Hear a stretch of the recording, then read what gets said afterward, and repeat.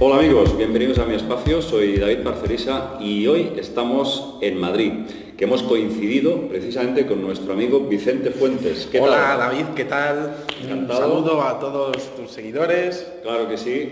Bueno, hemos coincidido los dos como ponentes en este congreso aquí en Madrid, el Congreso de la Dimensión Humana. Cada uno ha dado su conferencia, su charla.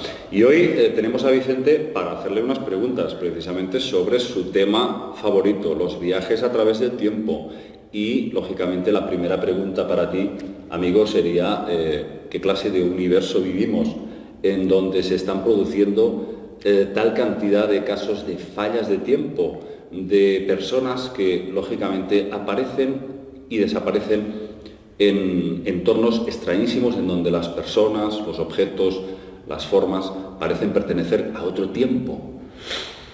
¿En qué clase de universo vivimos? Desde luego en uno que no conocemos, cuyas leyes físicas estamos empezando a descubrir. Realmente vivimos en un tiempo que se puede dividir en diferentes tiempos cortitos, para que nos hagamos una idea, ¿no? Como en una línea, pues existen que son puntos que van unidos los unos con los otros. Bueno, pues el tiempo funciona así. Lo que pasa es que ocurre que nosotros estamos viviendo en un continuo espacio-tiempo, ahora mismo los segundos van pasando, pero resulta que hay casos en donde hay personas que dicen ser teletransportadas de una forma, podríamos decir, completamente inusual hacia el pasado o hacia el futuro. Lo interesante de todo esto es que parece que es un fenómeno totalmente, bueno, pues podríamos decir aleatorio, pero en mis investigaciones me he dado cuenta de que existe un patrón, es decir, hay personas que, por ejemplo, entran en una sala y ahí se está produciendo lo que sería la anomalía, un pasito más allá y esa anomalía no se produce. Claro, lo que estamos hablando, por tanto, es que lo que sería este universo tiene fallos, esos fallos se localizan y más allá de lo que serían esas localizaciones no existe nada. Pero claro, estamos hablando de un tema que es mucho más profundo, porque esto lleva ocurriendo desde que el mundo es mundo, ¿no? Y más allá aún, estamos hablando de un fenómeno que toca a algunas personas en particular, es decir, personas que desde la infancia llevan viviendo esto. Algunas veces está relacionado con las abducciones, pero otras veces no hay ningún tipo de, podríamos decir, de intervención, ¿no? Entonces, a mí me interesa mucho el factor genético. Parece que el fenómeno toca a esas personas por una razón en particular. ¿Y qué te diferencia a ti y a mí? Además de lo que serían las facultades físicas o el aspecto, lo que sería la sangre, la genética. Entonces estaríamos hablando de una inteligencia superior que sería capaz de elegir a una sola persona, ¿no? Y hacer algo con ella. Una experimentación, cogerla y transportarla a otro lugar del espacio-tiempo. ¿Y por qué ocurre eso? No sabemos por qué ocurre, pero sí ocurre. Claro, por supuesto. Además, yo cuando empecé con todo esto, mi amigo Antonio Rivera, tú sabrás, sí, perfectamente, era un gran investigador, y él me contaba casos en los que personas que estaban conduciendo por la carretera, especialmente de noche, entraban en una especie de banco de niebla, así desaparecían y aparecían en Sudamérica. Y tenían que regresar a casa sin el coche. Sí. ¿Cómo se puede explicar eso? ¿Cómo podemos considerar hasta qué punto eso lo puede producir la persona o hay alguien más que está influyendo de forma invisible? Extraterrestres o seres interdimensionales que parece que son capaces de abrir un portal. Hay dos posibles formas de ver esto. Una forma natural, en donde el tiempo se rompe tal y como pues hay fallos en lo que sería la física. Evidentemente, pues por ejemplo en los experimentos del CERN todavía se está debatiendo sobre el bosón de Higgs, y hay otra forma de verlo que sería una intervención. Esa intervención tiene que tener una, bueno, podríamos decir, pues básicamente una razón para hacerlo. Esa razón se nos escapa, pero muchas veces está relacionado con los objetos voladores no identificados. ¿Cómo lo hacen? con bancos de niebla en muchas ocasiones, con momentos en donde los testigos tienen lo que se llama el factor Oz.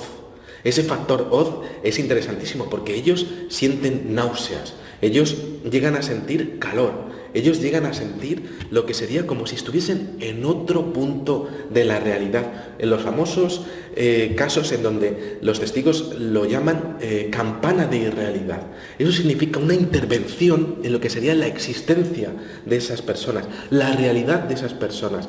Aquí lo que está ocurriendo es una intervención en sus vidas. Y lo más interesante es que esa inteligencia ha ido a por ellos. Y eso es lo que más me intriga a mí. ¿Por qué ellos y no tú o yo? ¿Acaso se sugiere que tienen una genética particular que les permite ser teletransportados sin efectos físicos? No lo sé, pero... Más que les permita, sino que lo necesitan. Por una razón en particular. Y eso significa, David, que este tema es la leche, porque si lo necesitan es porque han hecho una comparación entre los 7.000 millones de personas que estamos aquí en la Tierra, ¿no?, haciendo el zángano muchas veces o haciendo cualquier cosa, una comparación entre algo que nos puede ver, que puede registrarnos. Entonces, es como cuando vamos por el súper y decimos, a ver, ¿esta lechuga me gusta o no me gusta?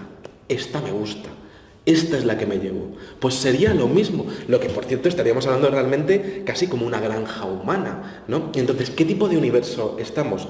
Pues prácticamente en un universo, llamémoslo holográfico, llamémoslo controlado, llamemos que la realidad está siendo controlada por otros seres. Lo que sí que te puedo decir es que el ser humano, en su escalafón de lo que sería la pirámide alimenticia, no sé si alimenticia a nivel de poder, a nivel de inteligencia, a nivel de lo que es el físico, ¿no? Pero sí que te puedo decir que los casos, sin ninguna duda, están exponiendo que hay algo, lo puedes llamar Dios, y esto cada uno lo puede tomar de una manera, la manera que queráis, ¿no? Lo podéis llamar inteligencia extraterrestre, lo podéis llamar fallos en el espacio-tiempo, aunque, bueno, esos fallos en el espacio-tiempo, cuando lleguemos al final del universo, ahí tiene que haber algo.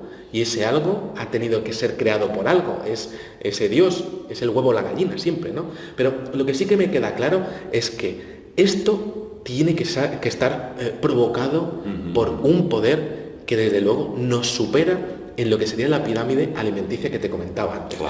Y entonces, claro, es muy curioso porque lo que decíamos anteriormente del factor Oz está ahí.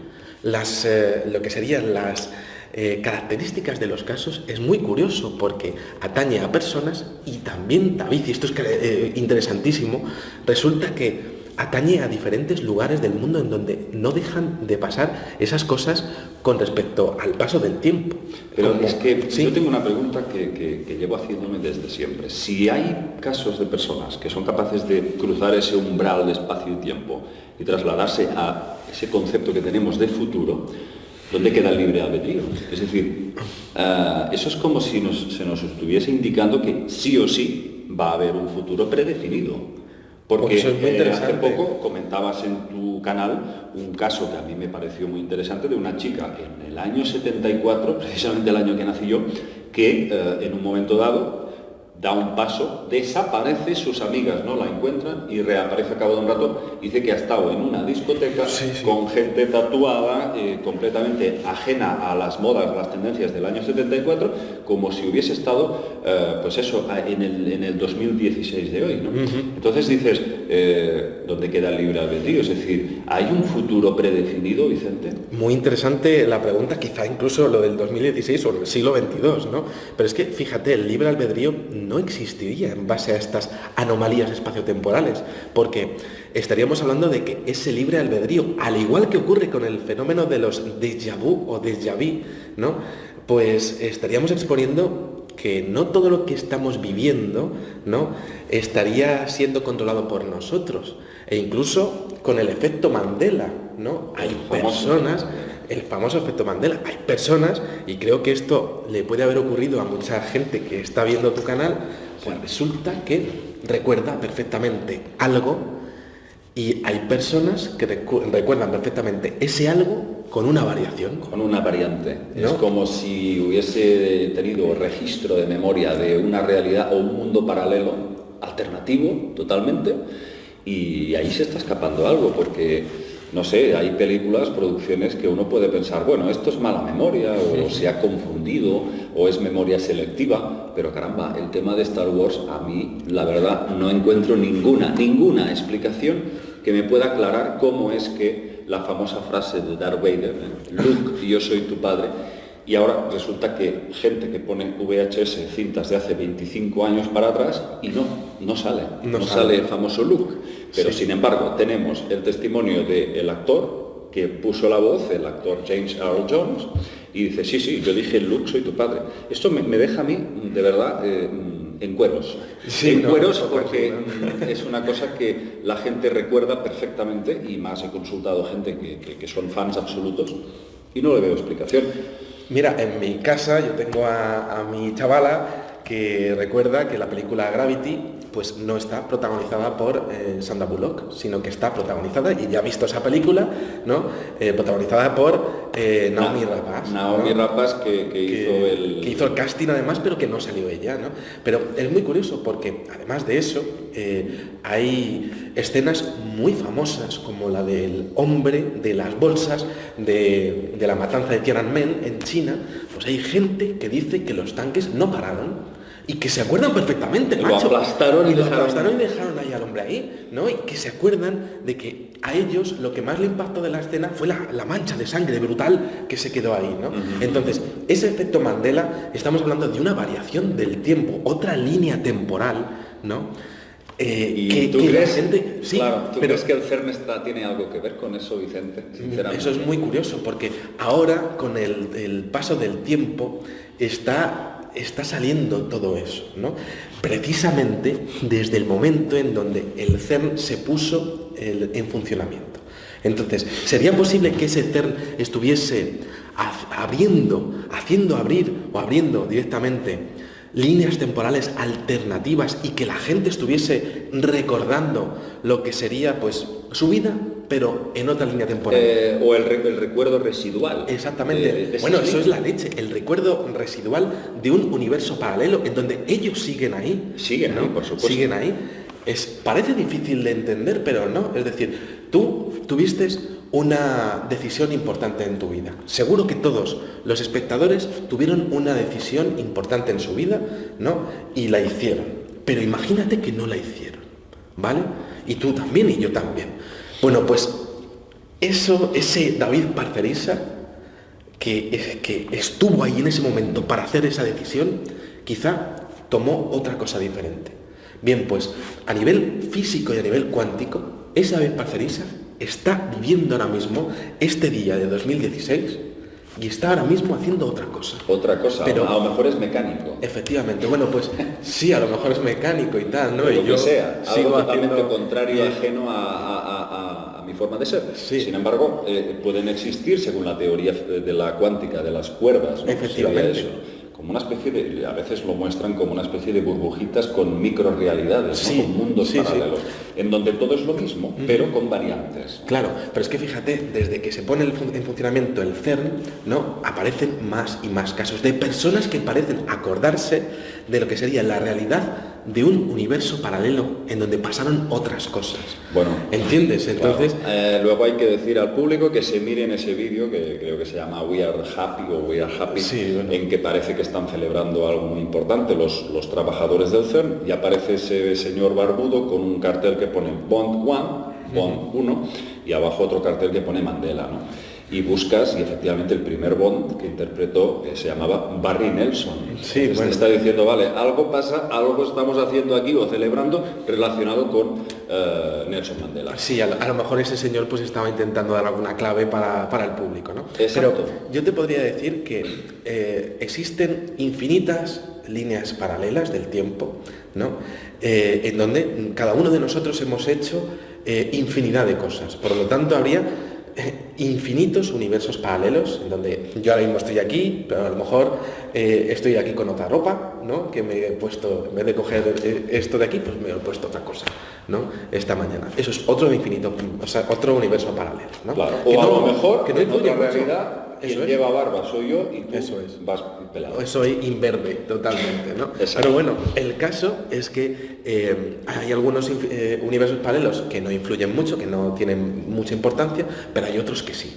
La gracia de todo esto es que ese colisionador de hadrones podría estar dando pautas, podría estar haciendo que la gente se estuviese acordando de esos universos paralelos, ¿vale? Además de eso, siempre se han producido fallos en lo que sería el tiempo, siempre se han producido anomalías temporales, siempre se ha producido, tanto en el tema de los ovnis como en el tema de la vida normal y corriente, lo que serían deslizamientos temporales. Al respecto de esto, en ese momento no existía el CERN, es decir, esto se suma a lo que hemos dicho del CERN. Y claro, es que es el colmo, ¿no? Porque además de las anomalías, el ser humano es que encima, ¿no?, está haciendo un aparato, ¿no?, que está poniendo incluso pues más factores a una ecuación ya de por sí difícil, ¿no? ¿Tú crees que detrás del CERN hay una élite secreta con proyectos secretos relacionados con los Illuminati? Una pregunta muy, muy difícil. Evidentemente, en todos los... Pero quiero decir, ¿tú crees, como mínimo, respóndeme, si crees que es una organización científica con fines solamente científicos o aquí hay algo más, Vicente? Es una pregunta súper difícil, te vuelvo a decir, porque es que en todos los grandes proyectos siempre existen capitales que, por supuesto, financian este tipo de cosas, evidentemente no por amor al arte, sino en su propio beneficio, ¿no? No dudo de que la ciencia tiene que avanzar, ¿no?, y que en este tipo de grandes proyectos pues haya un afán científico. Pero lo que no me cabe de duda tampoco es que haya proyectos secretos que quizá estén utilizando el CERN para otras cosas. Como un pretexto. Exactamente. Una tapadera, como la NASA, por ejemplo. Exactamente. La NASA, ¿no?, sí pienso que los dos coincidimos, sí, de que es un poco una tapadera. En muchas ocasiones encontramos proyectos en donde quizá, de hecho, es muy fuerte que salga gente y que tenga el valor necesario de decir, oye, mira, yo vi aquello en algunos monitores. Yo, por ejemplo, he estado estudiando hace poco las declaraciones de una ex trabajadora de la NASA que dice que vio en unos monitores, ¿no?, gente que estaba en Marte directamente, ¿no?, que parece tan difícil de entender y de decir, mira, esto no puede ser posible, pero es gente que en estos casos da tan cantidad de detalles. O Cory Wood. Cory Wood también, ¿no? Y hay más casos, ¿no? Es decir, estamos hablando de filtraciones que hay que tener muchísimo valor para hacerlo, pero precisamente la historia, como tú bien sabrás, y estamos hablando también del proyecto Manhattan, estamos hablando del proyecto Montauk, del proyecto MK Ultra, y del experimento Filadelfia. El experimento Filadelfia, ¿no?, que ha habido tantísimo dinero que se han dejado ahí para mantenerlo secreto, y luego al final, macho, es que es muy fuerte, porque al final, con filtraciones, se ha acabado sabiendo al menos un 1% de lo que pasó ahí. Exacto, ¿no? exacto. Y claro, la gente... La sospecha la tienes, igual que sí, yo. Efectivamente, sí, claro. Eso. Hay algo ahí insano. No. Insanísimo, ¿no? Insanísimo, y siempre, pues el pueblo, a nadie le paga al pueblo los perjuicios, ¿no? Eso es, ¿no? Pero bueno, fíjate, David, que el tema de los viajes en el tiempo, hay casos de lo más variado, hay apariciones de objetos voladores no identificados, gente que pues es transportada de un punto a otro del espacio, que pierden tiempo, ¿vale? Que existe además un tema que yo llamo ensimismamiento. Hay un caso increíble en Inglaterra, que va una familia cantando posiblemente la canción de Bob Esponja o alguna cosa, ¿no? Sí. Y es una familia, 2 padres, ¿no?, y las hijas pequeñas, ¿no?, y van cantando y se van ensimismando y van poco a poco bajando el sonido de su voz cada vez más lento, y aparecen a 13 kilómetros sin saber cómo han aparecido allí. Wow. ¿No? Y con una niebla alrededor. O sea que hay una anomalía auditiva, sí, como una especie de todo lento, ¿no? Eso es, ¿no? Y hay tantísimos casos, David, que no te puedes imaginar. Hay un caso, por ejemplo, en México, muy famoso, ¿no? Bueno, pues también que ha quedado registrado también en diferentes crónicas, pero te podría decir que en el libro de los prodigios de la antigua Roma aparecen este tipo de cosas, ¿no?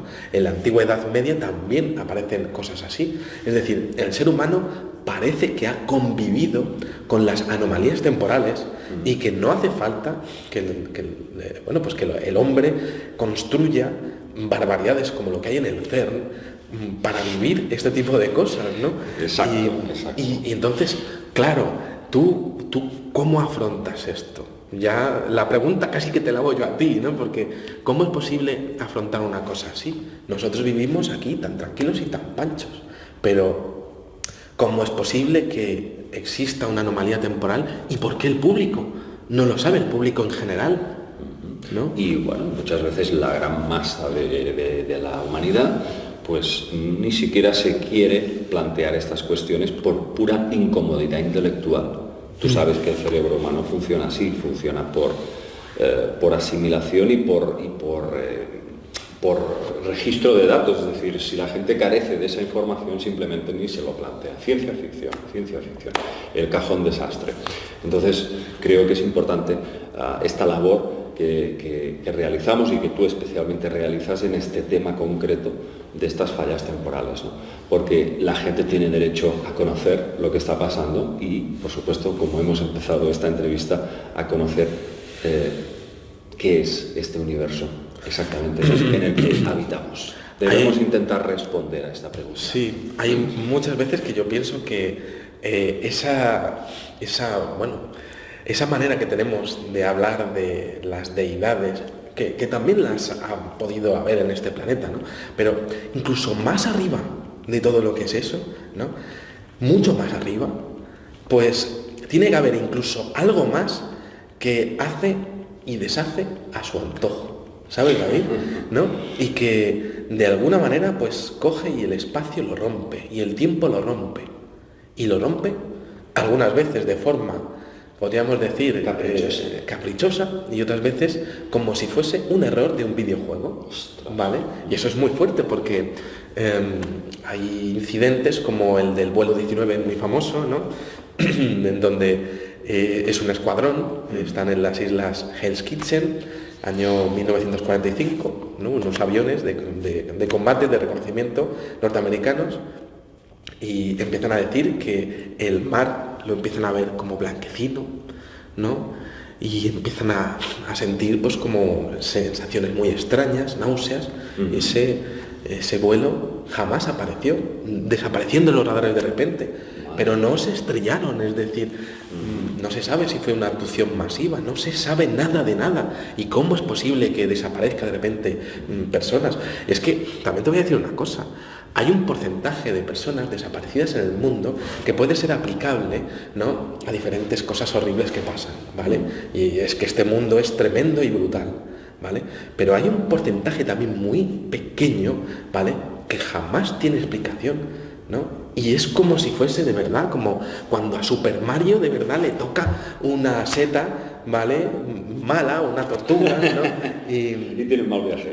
Tiene un mal viaje, ¿no? Es decir, parece que en algunas ocasiones vivimos en un mundo en el que hay un poder que es capaz de hacer y deshacer todo lo que quiera, ¿no?